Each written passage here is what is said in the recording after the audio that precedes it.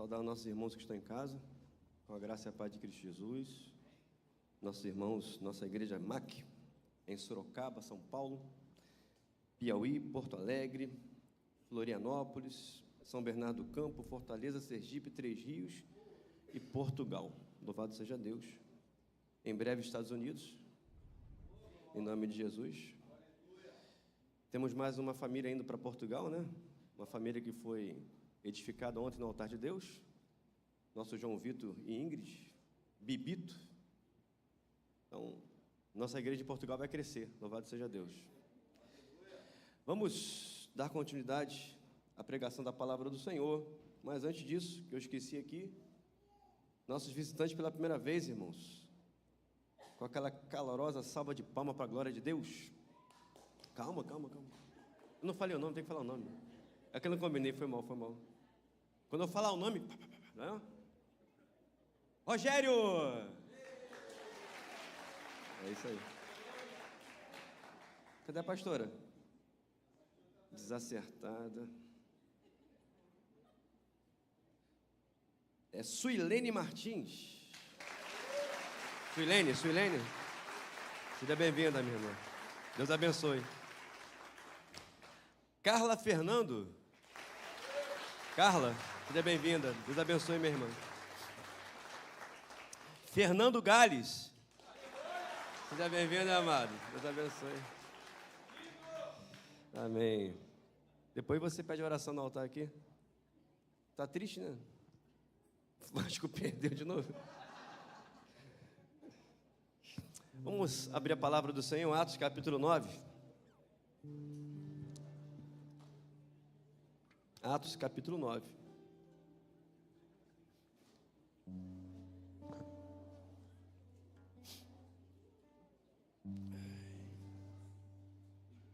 Tem uma gripe que já saiu, né? Mas não continua fanhoso, amigo. A minha voz linda tá horrorosa, tá fanhosa. Obrigado, meu irmão. Muito obrigado. Rapaz, o louvor foi de glória, hein? Tava ali na mídia ali, quase não consegui meditar. Sentindo ali a atmosfera do Espírito. Menininho que estava ministrando aqui, cara, que benção esse menino, hein? Foi aquele que falou: eis-me aqui, Senhor, que tu fala que teu servo ouve? É esse? Profeta Samuel? Aplaudir Jesus pela vida de Samuel, irmão?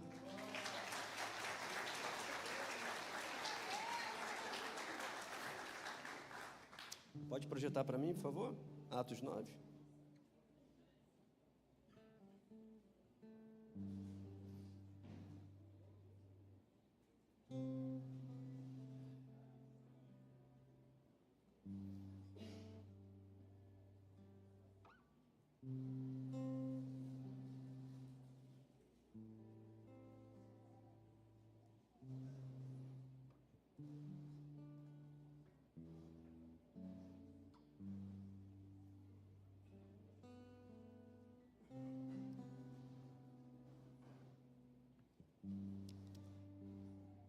Nas cordas, no violão, Gustavo Costa.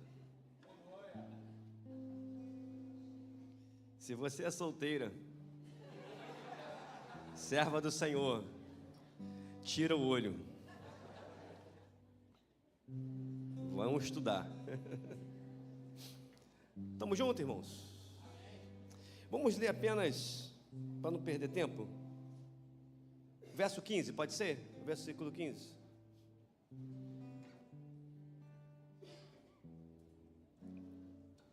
Eu tenho um problema quando a pastora não está aqui, porque ela é a mais que vibra com a pregação quando eu prego, e a mais crítica também.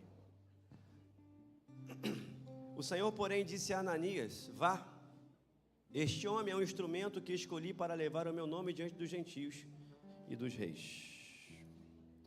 Nós estamos falando sobre Saulo de Tarso. O tema da pregação é tornando-se discípulos. E hoje vai ser a última sequência dessa sequência de pregações, tornando-se discípulos. E nós vamos terminar com o testemunho discipulado de Paulo, o imitador de Cristo. E na semana passada nós paramos ali no momento em que o resplendor de luz, Cristo, cerca Paulo, ou Saulo, no caminho de Damasco. E nós tratamos, mostrando que ele permaneceu 3 dias na casa de Judas, na rua chamada Direita, 3 dias em jejum e oração. Deus, Jesus, deixou Saulo 3 dias jejuando e orando na casa de Judas. E nós falamos sobre jejum e oração, o poder que o jejum e a oração operam na nossa vida. Quando a gente coloca em prática essa arma de Deus, essa arma espiritual, a gente anula a carne, a gente se reveste do poder de Deus, a gente se sujeita àquilo que Deus deseja fazer na nossa vida.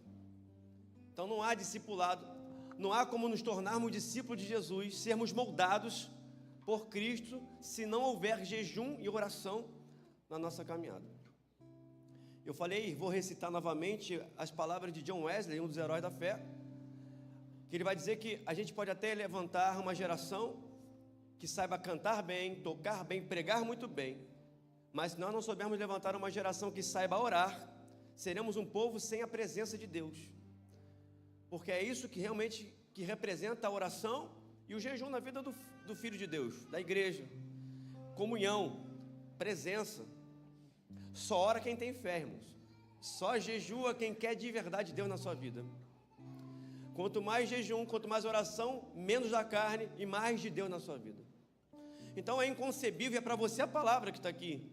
Ao longo dessa semana que passou, hoje é domingo, estamos iniciando uma nova semana. Ao longo dessa última semana, quantos dias você jejuou e orou ao Senhor? E não é para pedir bênção, não. É para que você seja transformado. É para que o Espírito Santo te encha de graça e de poder. Faça uma reflexão. Isso vai dizer o quanto você deseja a presença de Deus na sua vida. Ou o quanto você está desejando a presença de Deus na sua vida. O quanto você está de fato disposto a querer ser um instrumento, um discípulo na mão do Senhor. Então, tratando sobre oração, Ananias estava morrendo de medo. É óbvio que aquele Saulo, eu falei na semana passada, assassino, perseguidor, torturador dos fiéis, dos cristãos, homem mau, truculento, violento, não respeitava nem a igreja, ia de sinagoga em sinagoga, prendendo e perseguindo os cristãos, ameaçando, torturando psicologicamente, dentro da sinagoga. Ou você blasfema nesse nome de Cristo, ou você fala mal desse Cristo, ou vou te matar e vou te prender. Esse era o Saulo. E quando Ananias recebe a revelação do Senhor, de ir lá na casa de Judas, na rua chamada Direita, para orar pelo tal Saulo, Ananias temeu. Esse aí, Senhor, tem autoridade para mandar prender e matar os teus. Só que o Senhor, eu acho maravilhoso, a Bíblia, Deus é Deus de detalhes. Quando Deus responde a Ananias, ele vai dizer assim, olha, Ananias, vai, porque você vai encontrar o Saulo orando. Deus dá esse detalhe, Saulo, você vai encontrá-lo orando. 3 dias jejuando e orando. 3 dias, Jesus tratando o caráter de Saulo. 3 dias de jejum e oração, Deus esvaziando o ego, o superego de Saulo. 3 dias, Jesus arrancando dele aquilo que precisava ser arrancado. 3 dias, Jesus trabalhando, moldando o seu vaso, para que ele de fato fosse um vaso na mão do oleiro Jesus, e fosse preparado para a sua boa obra.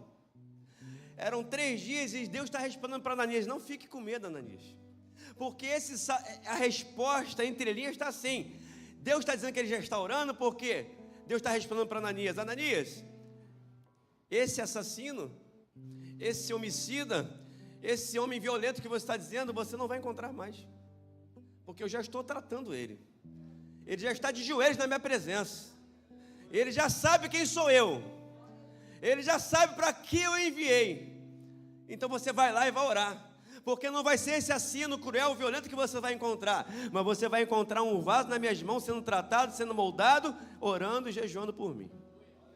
Então, Saulo estava sendo tratado, Saulo estava sendo moldado, E às vezes, irmãos, a gente tem a falsa impressão, e aqui que a gente precisa, quem gosta de Bíblia, presta atenção. A gente tem a falsa impressão, se quiser projetar para a igreja ficar acompanhando, que Atos capítulo 9, até o 17 ali, a conversão de Saulo, e quando pula para o 20, que Saulo já está pregando, a gente tem a falsa impressão que o verso 20 já começa de imediato na vida de Saulo. Que Saulo, na partir da sua conversão, ele já começa a pregar, já começa a edificar a igreja, já começa a expulsar demônios. Mas não é bem assim. O versículo 20 não se cumpre de imediato na vida de Saulo. Saulo ainda estava sendo moldado. Saulo ainda ia ser muito moldado por Deus. Muita coisa na vida daquele homem precisava ser arrancada ainda. Muito farisaísmo, muitos conceitos religiosos, muitas feridas, muitas coisas teriam que ser arrancadas da vida de Saulo. E Deus sabia muito bem disso. Então, não aconteceu de uma noite para outra, não aconteceu em 3 dias, não. Não foram em 3 dias apenas que Saulo foi enviado como grande apóstolo do Senhor. Não foi. Se você puder projetar Gálatas capítulo 1, verso 15 para a igreja, vamos acompanhar.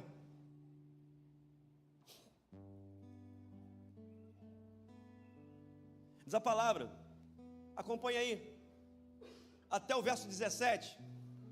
Separou-me Deus do ventre. Saulo está explicando, está narrando esse momento da sua conversão. Desde o ventre da minha mãe o Senhor me separou e me chamou por sua graça quando lhe agradou. Pode passar rapidamente. Revelar o seu filho em mim para que eu anunciasse entre os gentios. Não consultei ninguém, não consultei nem carne nem sangue. Tampouco subi a Jerusalém para ver os que já eram apóstolos antes de mim. Mas de imediato fui para a Arábia e voltei outra vez a Damasco. Para aí. Esse momento do versículo 20 não acontece de uma hora para outra.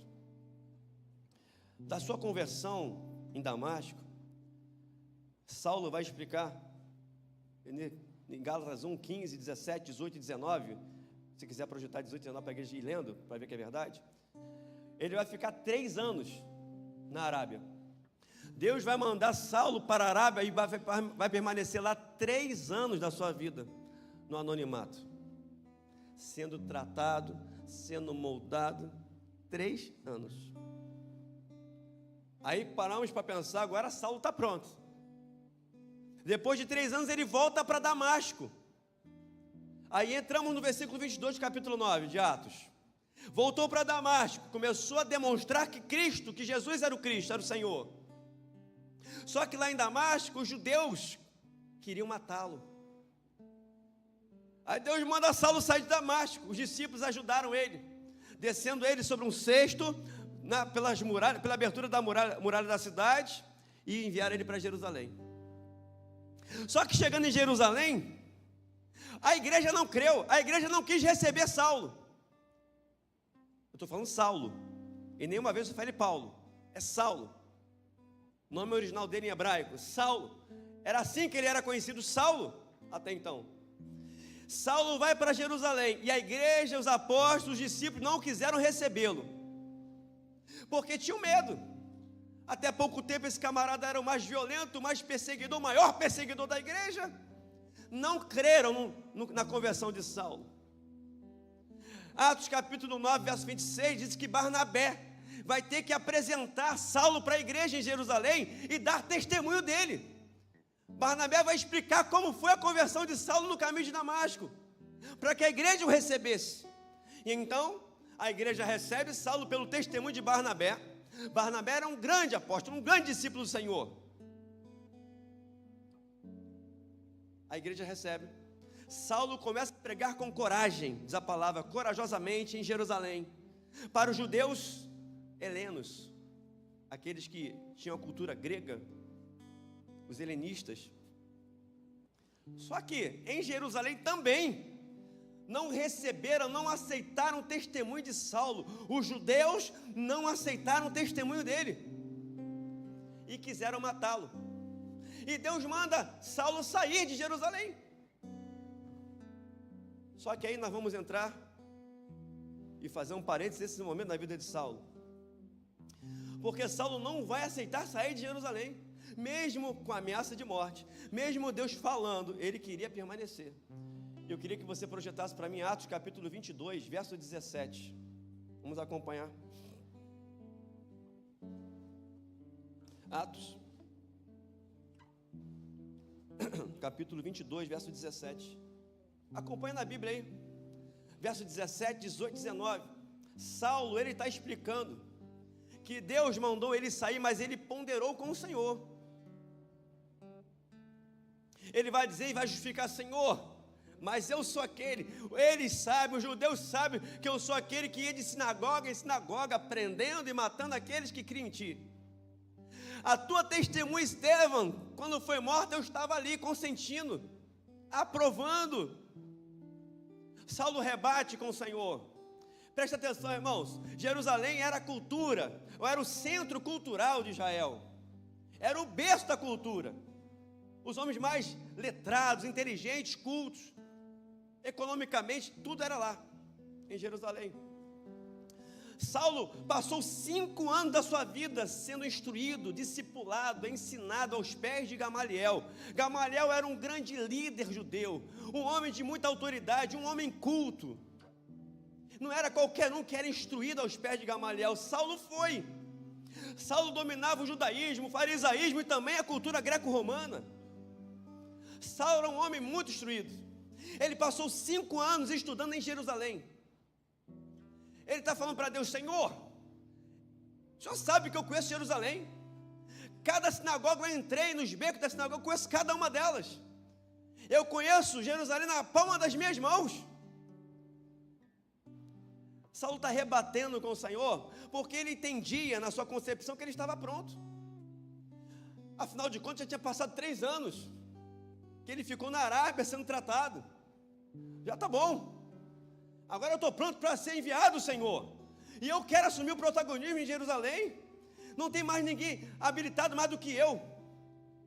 Eu sei, conheço aquele lugar com a palma das minhas mãos. Eu tenho cultura, eu sei falar com esse povo. Eu sei responder cada um deles. Porque na verdade, a gente olhar sobre a ótica humana, sobre a perspectiva humana, era isso mesmo. Dos apóstolos, a Bíblia fala que a maioria era indoutos e iletrados. Não tinha cultura, a instrução que Saulo tinha.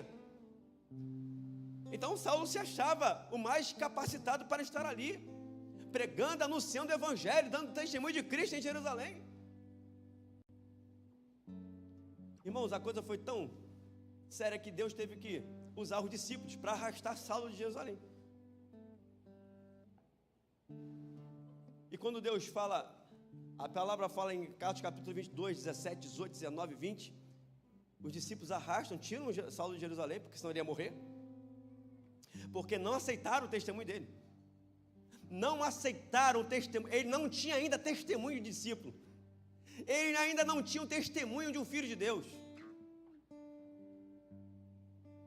Levaram ele para Cesareia, e de Cesareia Deus mandou ele de volta para sua casa, para Tarso.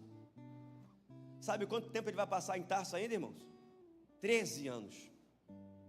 Mais de 10 anos. Alguns estudiosos falam 13 anos ele vai passar em Tarso. 13 anos no anonimato. É como se Deus está falando para Saulo assim: Saulo, você precisa aprender que não sou eu que preciso de você, mas é você quem precisa de mim. Saulo, você pode ter tanta instrução porque fui eu que ao longo da tua vida, te instruí, permiti e te conduzi para que você fosse instruído, porque eu tinha um plano na sua vida. Mas Saulo, você ainda não está preparado. Saulo, o teu testemunho ainda não é ilibado. O teu testemunho ainda não é de discípulo. O teu caráter ainda não foi transformado, Saulo. Ainda tem muita religiosidade. Você precisa deixar de ser esse homem impetuoso ainda, Saulo. Você ainda tem muita coisa do Saulo na sua vida que precisa ser arrancada, ser tirada. Saulo precisava aprender. E eu aprendo com a palavra, junto com Saulo. De nada adianta unção. De nada adianta conhecimento, habilidade, sem caráter transformado. Unção, chamado, sem caráter de Cristo, morte. O que ia acontecer com Saulo? Morte. E Deus arranca ele de Jerusalém para preservar a sua vida, para tratá-lo ainda por 13 anos. Antes de você querer trabalhar para Deus, permita Deus trabalhar em você. Antes de você querer ser um instrumento na mão do Senhor, deixa Deus trabalhar o teu coração, a tua vida.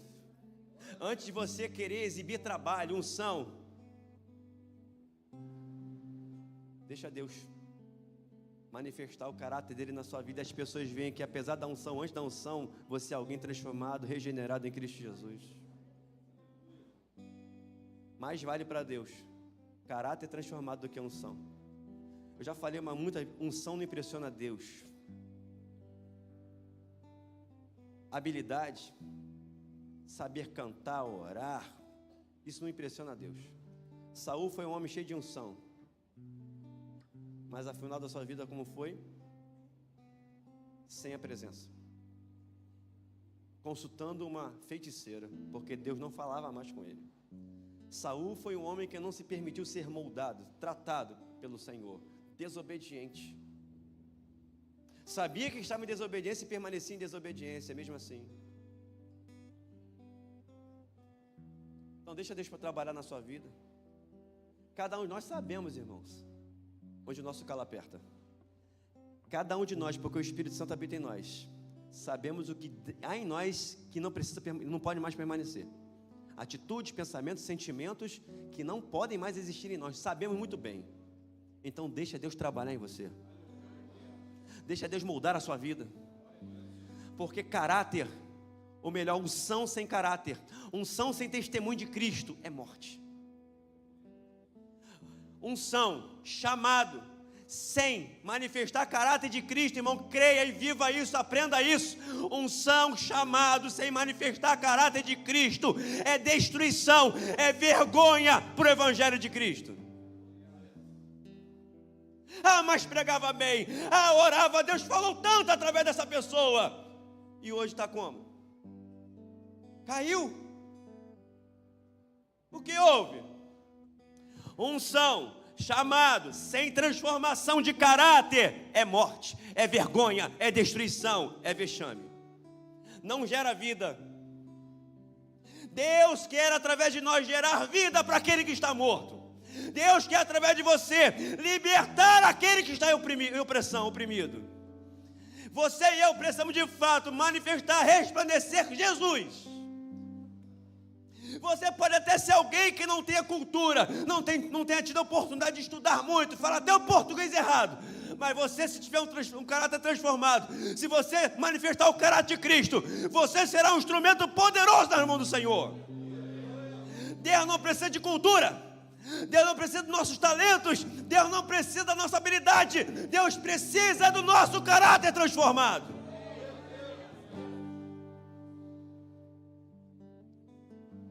Saulo teve que aprender isso. 13 anos a mais, sozinho no anonimato, sem aparecer. E tu acha que, caramba, se converteu já que se tornou um grande apóstolo? Claro que não. Claro que não. Muita coisa tinha que sair de Saulo. Muita coisa que Deus não queria que permanecesse, precisava sair de Saulo. O fato dele ter sido arrancado de Jerusalém é porque não aceitaram o testemunho dele. Você pode até falar a verdade, ser boca de Deus, mas se o seu testemunho não for de Jesus, não for de um discípulo, nada vai adiantar, a sua palavra não terá crédito. Está comigo? Quem quer ser discípulo, dá glória a Deus aí. Jesus vai perguntar para o discípulo como é que essas pessoas me enxergam. Como os homens, o que os homens dizem a respeito do Filho do Homem? Há uns dizem, Mateus 16, há uns dizem que o Senhor é Jeremias, outro Elias, outro... Mas e vocês? O que vocês dizem a meu respeito? Jesus está falando assim, qual é o meu testemunho perante esse povo? O que essas pessoas estão vendo em mim? Jesus se preocupava com o seu testemunho. Não para os fariseus, para os hipócritas religiosos, não. Porque esses aí não tinham sinceridade. Esses aí não tinham honestidade.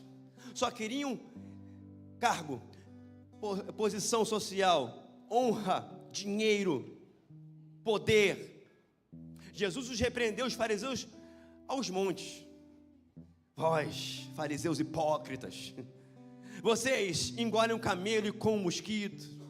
Vocês não querem conhecer o caminho, impedem aqueles que querem conhecer de conhecê-lo. Vocês são sepulcros caiados, bonitinho por fora, mas morte por dentro. Não era desses que Jesus se referia, não era esses, mas eram os judeus sinceros. Como é que a sua família te vê? Como os teus filhos te veem? Como o teu esposo te vê? Como a tua esposa te vê? Como os teus colegas de trabalho te enxergam? O que falam de você ao teu respeito? Qual é o teu testemunho?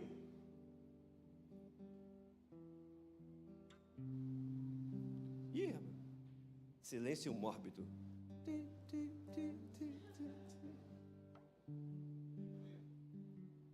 Fica de pé, por favor. Eu não estou aqui na função do maioral não, tá?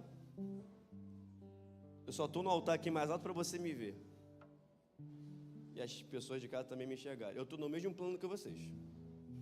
A palavra que está batendo aí, está batendo aqui. Antes de bater, bateu aqui. Fica de pé, para você ser sincero diante do Senhor. Postura de pé. Deus nunca falou com o profeta deitado. Deus nunca falou com seus profetas assentados. Ezequiel, ponte de pé, que eu quero falar contigo. Jeremias, ponte de pé, que eu quero falar contigo. Deus está colocando você de pé porque Ele quer falar contigo agora nessa noite. Você quer deixar eu tratar você, meu filho? Você quer nessa noite permitir que o meu Espírito Santo trate a sua vida? Para que o seu testemunho seja de fato um testemunho que reflita, que manifeste a minha glória, a minha presença? A sua vida aqui nessa igreja, de fato, é pelo motivo correto. Eu quero Jesus, eu quero mais de Deus, eu quero ser transformado, eu quero manifestar a glória de Cristo nessa terra. Deus está falando com você. Se a sua resposta é sim, diga sim, dá glória a Deus aí para os céus ouvir. Senta aí, profeta.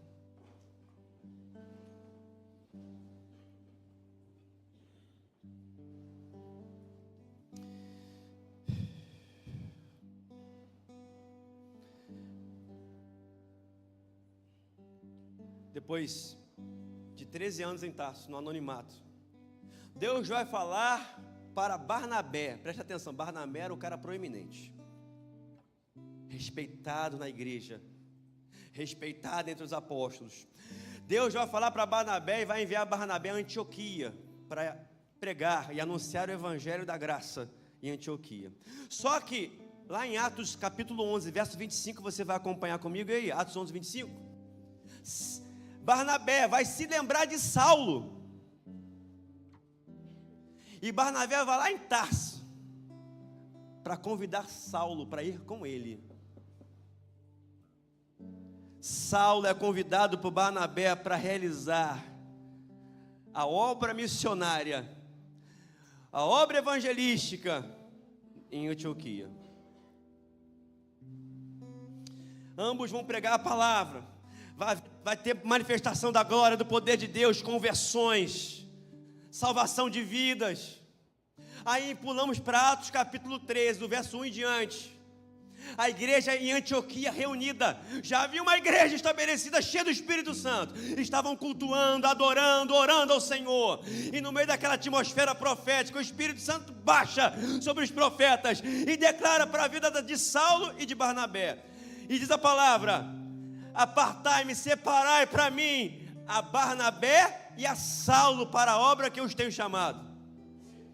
O Espírito Santo desce, é a profecia anunciada da parte de Deus pela igreja de Antioquia para a vida de Barnabé e Saulo. Separem para mim Barnabé e Saulo para a obra que eu os tenho chamado. Primeiro, o Espírito Santo, em qualquer tradução, vai chamar Saulo. É o nome original hebraico, Saulo, que é Saul. Nada é coincidência, né? Saul, Saulo em hebraico é Saul. Falei que ele era da tribo de Benjamim? Não falei que foi o primeiro rei em Israel, não era da tribo de Benjamim? Quem foi o primeiro rei em Israel? Era benjamita. ele é chamado de Saul.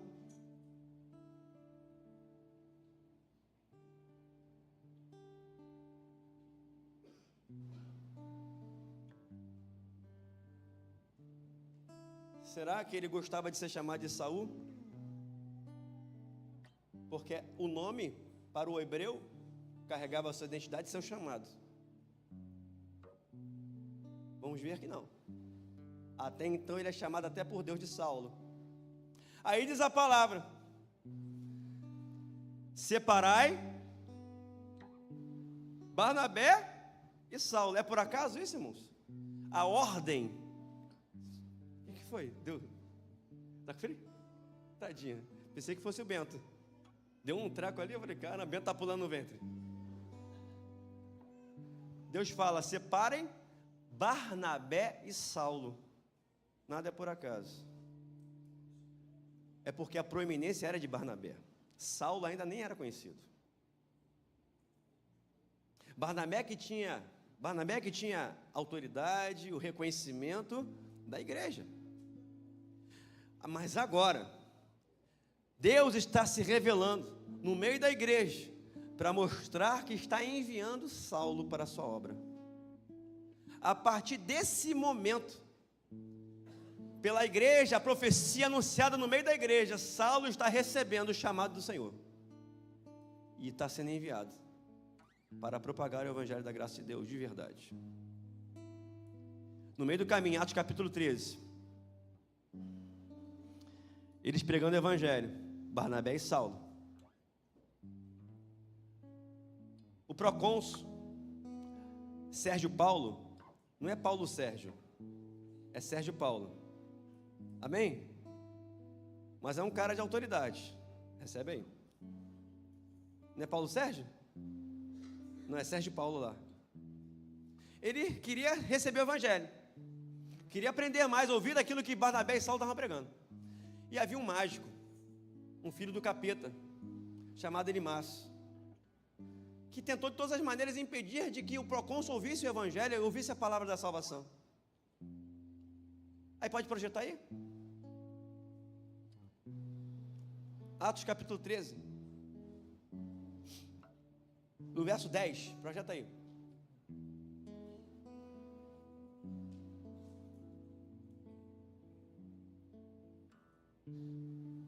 Saulo vai falar para o mágico que estava querendo impedir a obra de Deus na vida do procônsul Sérgio Paulo, daquela autoridade, homem culto, sábio. E Saulo vai se dirigir a Elimas: filho do diabo e inimigo de tudo que é justo, você está cheio de toda espécie de engano e maldade. Quando vai parar de perverter os retos caminhos do Senhor? Saiba agora que a mão do Senhor está contra você, e você ficará cego e incapaz de ver a luz do sol durante algum tempo. Até aí. É muita autoridade, né, irmão? É muita. Quando o procônsul viu isso, porque o camarada ficou cego, não conseguiu mais enxergar. O procônsul viu a autoridade de Deus através da vida de Saulo, creu, se converteu.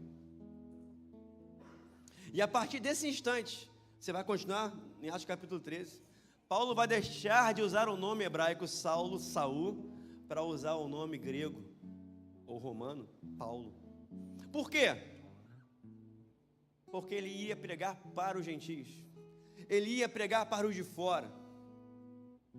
Agora ele estava preparado, agora ele recebeu o chamado, o enviado de Deus. Agora ele recebeu a autoridade do Senhor para pregar e anunciar o evangelho. Agora o caráter de Saulo, agora ele aprendeu de fato o que é: não mais vivo eu, mas Cristo vive em mim.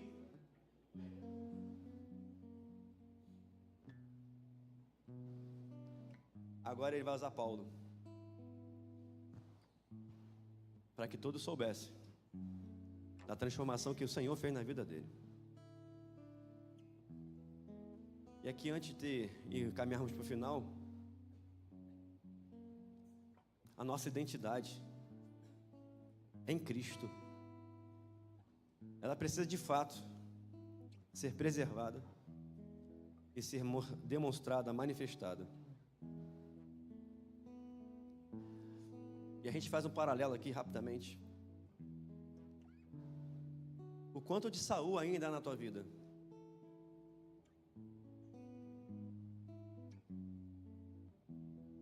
O quanto de Cefas ainda há em você? Quando é que você vai deixar que o Paulo, o plantador de igrejas, o maior doutrinador da igreja, um dos maiores pregadores do evangelho, de fato, reine e prevaleça na sua vida? Quando você vai deixar de verdade que Simão nunca mais apareça e o Pedro se manifeste todos os dias aqui, fora daqui, onde você estiver, as pessoas possam ver que você é pedra, é rocha, é alguém que carrega a identidade de Cristo Jesus? Não, ele está transformado. Não, ela está transformada. Quais são as suas atitudes, as suas reações, as suas palavras dentro da sua casa?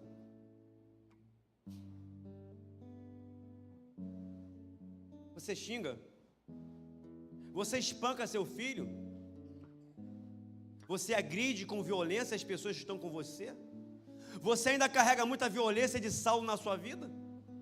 Você ainda é arrogante? Suas palavras ainda promovem destruição? Você é alguém ainda muito impulsivo, descontrolado, que não carrega o fruto do Espírito, da perseverança ou da bonança, da temperança? Pisou no teu calo? Eu sou crente, mas pisa no meu calo para tu ver. Deixa eu falar um negócio para vocês. O reino de Deus não nos mede pelas nossas conquistas. O reino de Deus não somos medidos pelas nossas vitórias. Nós somos medidos pelas nossas renúncias. O quanto eu e você estamos dispostos a renunciar por amor a Cristo. O quanto de fato estamos dispostos a renunciar a nossa carne, o nosso Saulo, o nosso Simão, por amor a Jesus. Porque o quanto mais disposto eu estiver a renunciar minha carne, meu eu, por amor a Jesus, mais parecido com Ele eu vou estar. Mais parecido com Cristo eu serei. Preste atenção. Quanto você está disposto a renunciar? Falar que ama Jesus,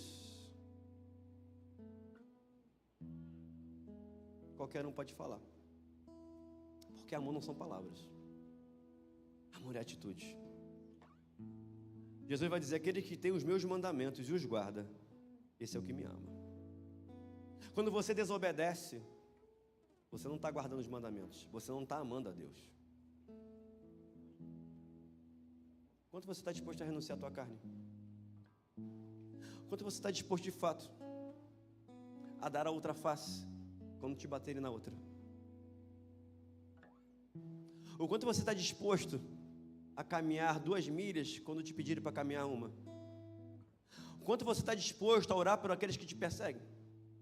O quanto você está disposto a amar aqueles que te aborrecem, que falam mal de você? O quanto você está verdadeiramente disposto a renunciar, a anular, renunciar aos impulsos da tua carne?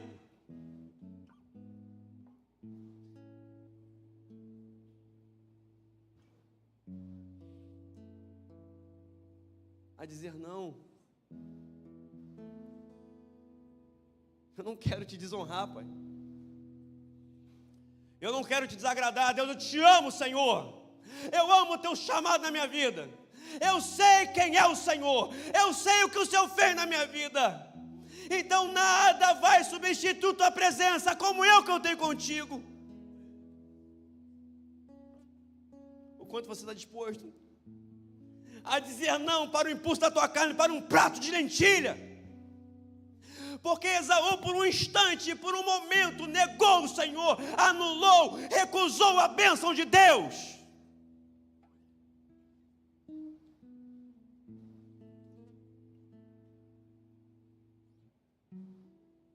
Perdeu a comunhão, a bênção da primogenitura, por causa de um instante de fome. O quanto estamos dispostos a fazer como José? que renunciou ao impulso da sua carne, por amor a Deus, fugir, a correr daquilo que pode nos aprisionar, mas assim receber o melhor de Deus na nossa vida, viver a comunhão, o chamado do Senhor, e lá no final, glorificarmos juntos ao nome de Deus, e dizer, até aqui me ajudou o Senhor. José foi honrado por Deus, porque aprendeu a renunciar tudo por amor ao Senhor. Deus quer honrar você, mas aprenda a renunciar aquilo que não agrada a Ele. Mas é fraco, eu sou fraco. Maior é aquele que habita dentro de você. Onde abundou o pecado abunda dentro de nós. Onde abundou o pecado, superabundou a graça do Senhor. A presença dele está dentro de você, dentro de mim. É mais forte, é mais poderosa do que qualquer impulso carnal, de qualquer pecado. Nós já vencemos o pecado em nome de Jesus. Paulo vai dizer, se Paulo agora transformado, regenerado, discipulado, tratado, convertido, vai dizer, ei, o pecado não tem mais domínio sobre a minha vida. Vai de pé. Projeta para mim, por favor. 2 Coríntios, capítulo 11, verso 23, pode ser? Até o 27, na NAA ou qualquer uma que você botar aí.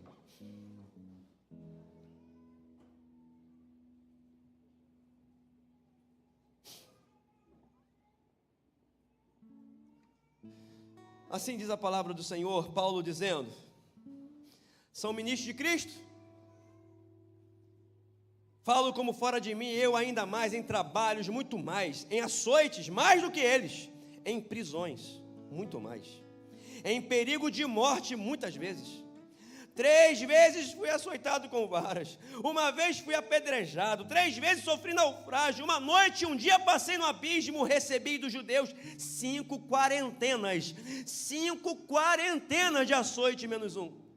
Em viagem, muitas vezes em perigo de rios, em perigo de salteadores, em perigo da minha nação, em perigos dos gentios, em perigos na cidade, em perigos no deserto, em perigos no mar, em perigo entre os falsos irmãos, em trabalhos e fadiga, em vigílias muitas vezes, em fome e sede, em jejum muitas vezes, em frio e nudez.